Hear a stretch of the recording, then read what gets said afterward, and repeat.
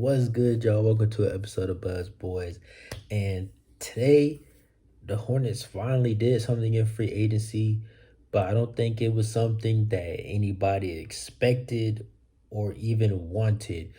Um, Today, the Hornets signed Frank Ntilikinka. He last played for the Mavericks.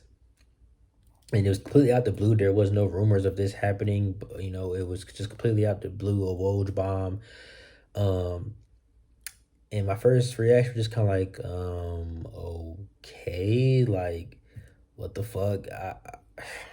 I don't like that. I'm gonna come out and say right now, I don't like this signing. Um, I know a lot of people are comparing him to Dennis Smith Jr., saying it's a Dennis Smith Jr. replacement. Dennis Smith Jr. is way better than this guy.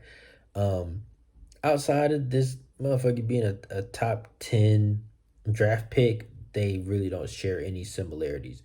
Um, Defense could possibly be their best trait, but think about Dennis Smith Jr. Last year, he averaged 9 points and 5 assists. Frank Ntilikinka has never averaged 9 points ever in a season.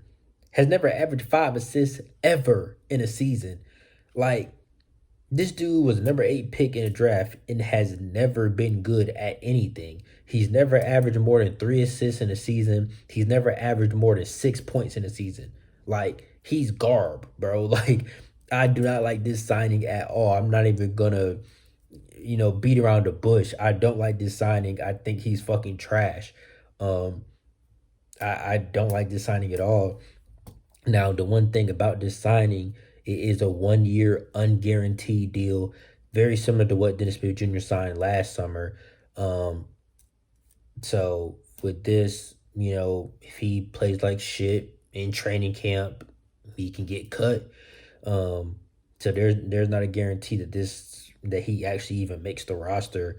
But as far as the veteran move that Mitch was talking about, this is fucking embarrassing, considering that we didn't even use our mid-level exception, a $12 million mid-level exception. We didn't use it, and we haven't even re-signed PJ Washington.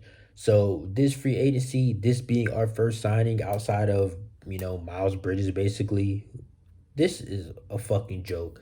Um, and I'll get into the owners, the new owners, and all that stuff. I actually was gonna make a video on them yesterday, and I took notes down about it. But I got too busy to even make the video, so I'm gonna knock that out after I do this video. But I don't know. They're talking about being serious about winning, but they said they're not really gonna make too many changes this year. I don't know. We'll see. I'll get into that in the next video, so stay tuned to the channel for that. If you are not subscribed, subscribe. Turn your post notification bell on, because I'm going to be cranking out content. Panther season is coming, so if you're a Panthers fan, stay tuned, because that's coming as well. Anyway, back to this. I hate literally everything about this signing, bro. Like I said, the most points that this man has ever averaged was 6.3 points per game. The most assists he's ever averaged was 3.2 assists. That wasn't even in the same season. The most minutes that he's ever played, though, was 21.9, his rookie year. So he's never played more than 22 minutes. For reference, Dennis Smith Jr. played 26 minutes a game last year. Teo Maledon played 19 minutes a game last year. So that's the comparison. But at a certain point, as a top 10 pick, you should be good to earn major minutes. Like, you've never been a consistent starter for a reason, because he's trash. This past year shot 25% from three. Now, Dennis Smith Jr. shot 21% from three, and we saw how that killed our spacing. Even though Dennis Smith Jr. can get downhill and facilitate, still him not being able to shoot hurt our offense. So imagine somebody like Frank, who can't shoot, and he's not even anywhere near as athletic as Dennis Smith Jr. or a good enough passer. Frank Ntilikinka last year averaged 3 points and 1 assist in 13 minutes. That's fucking ass, bro. Like, I literally would rather keep Teo Maledon. And I haven't heard anything about him. I know we gave him a qualifying offer as a restricted two-way. Haven't heard anything about it. I don't know if he signed. I don't know what the fuck, but Teo last year averaged 7 points. Frank Ntilikinka has never done that in his career. 3.5 assists. Frank Ntilikinka has never done that in his career in 19 minutes. So Teo Maledon last season had a better season than Frank Ntilikina ever has in his entire career. We looking for somebody to be better than Teo. You bringing a fucking bum. This dude is trash as fuck, bro. Like, I'm sorry, but y'all know me on this channel. Y'all know I'm not gonna sugarcoat. Y'all know I'm authentic. I'm genuine. I do not like this signing. I hate this signing. This is useless. This is useless. I would literally rather just play Teo. Teo's been in the league for 2-3 years. He's younger than Frank Ntilikina, who's on his third team in what, 5 years? I'm good. I mean, let's just look at the career stats. Frank Ntilikina in his career, 37% from the field, 32% from three. His career averages 5 points a game, 2 assists. Teo Maledon for his career, 37%, 31% from three. So very similar shooting splits. 8 points, 3 assists.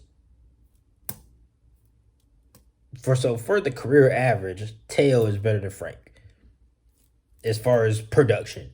Dennis Smith Jr. for his career, 40% from the field, 29% from three, 10 points, 4 assists. At least give you double digits. What the fuck is Frank Ntilikina gonna do on this team, bro? Like, I don't like that shit, bro. I really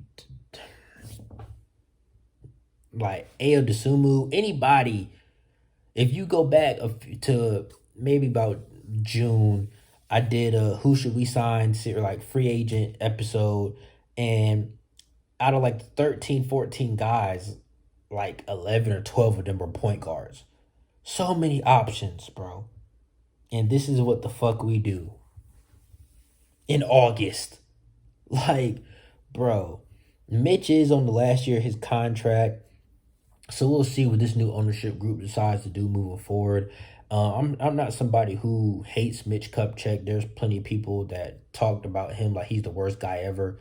I remember the Rich Cho era, so I appreciate Mitch Kupchak at least putting out all-star level talent. LaMelo, Miles Bridges, we would have never got anything like that from Rich Cho. So I do appreciate Mitch Kupchak in some ways. But every offseason, he does fucking nothing. And it disgusts me, bro. Because why the fuck are we being so goddamn cheap? Why? And now, like I said, I'm going to save the ownership for the next episode. But they talked about being committed to invest in the franchise, the arena, the team, the facilities. They want the players to have a new practice facility. They want to have the nicest facilities in the NBA. So hopefully this new ownership group, they are more willing to possibly even go into the luxury tax and just spend more money to be a better team. Because this bullshit right here, I can't take this shit every fucking year. The revolving door that we have at backup point guard, it's so annoying. Like, we need stabilization.